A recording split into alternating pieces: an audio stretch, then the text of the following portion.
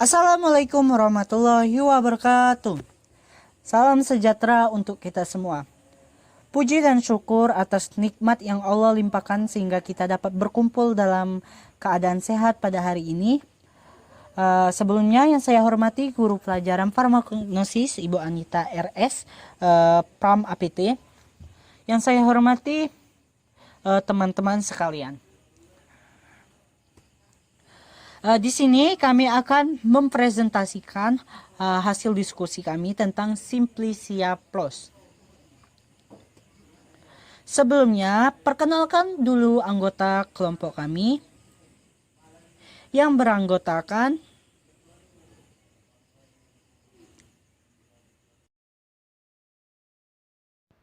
nama saya Ropi Upidi Hidayatullah. Nama saya Sari Sartika.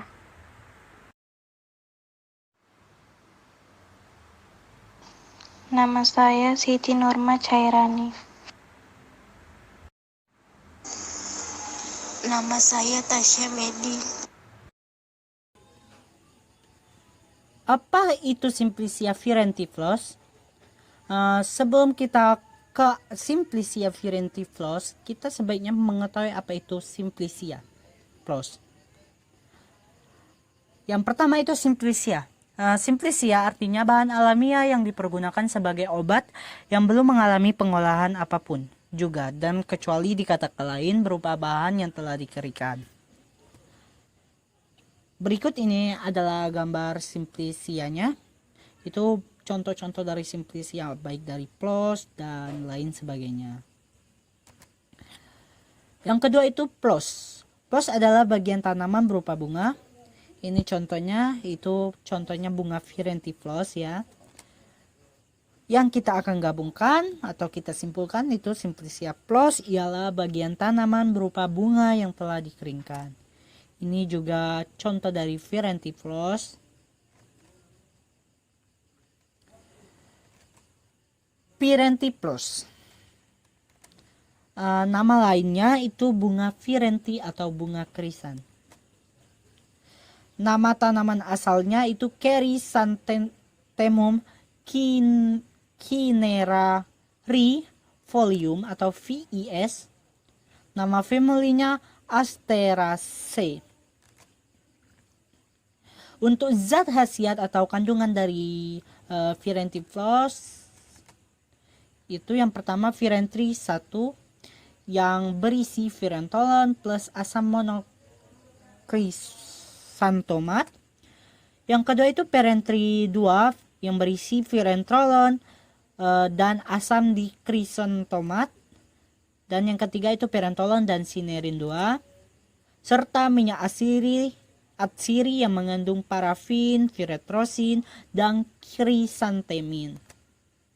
Untuk persyaratan kadar atau kandungan yang digunakan dalam virentiflos dihitung dengan menjumlahkan kadar virenti 1 dan kadar virenti 2 tidak kurang dari 0,5%. Penggunaannya. Yang pertama itu kegunaan atau khasiat dari virentiflos. Itu insektisida atau racun serangga. Bagian yang digunakan itu berupa bunga cawan.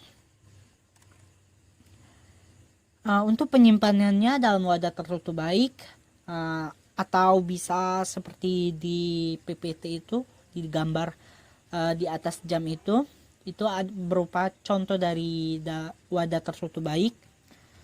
Untuk waktu panennya bunga ini dipetik sebelum mekar atau saat bunga masih kuncup. Karena bunga yang belum mekar mengandung kadar virenti 2 kali lebih tinggi dari bunga yang setengah mekar ataupun yang telah mekar. Lanjut ke agar kita mendalami virentiflos, sebaiknya kita mengenal lebih detail ciri-ciri dari tanaman virentiflos. Yang pertama itu memiliki akar serabut. Yang kedua itu memiliki batang bertekstur lunak, tumbuh tegak dan berwarna hijau kalau muda.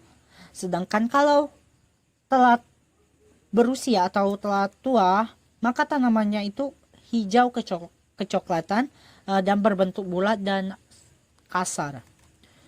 Serta yang keempat itu memiliki daun bergerigi dan bercela dengan tulang daun menyirip. Yang keempat, kelopak bunganya berbentuk cawan dengan ujung runcing seperti bunga matahari, bunga astor, dan bunga sepameli lainnya. Yang kelima itu buah bunganya. Buah bunganya berbentuk lonjong, ukurannya kecil, dan ditutupi oleh selaput. Warnanya putih kalau muda, setelah tua akan berubah menjadi hitam. Yang terakhir itu bijinya. Sebelum ke bijinya, buahnya ini bersinambungan atau berhubungan dengan buahnya.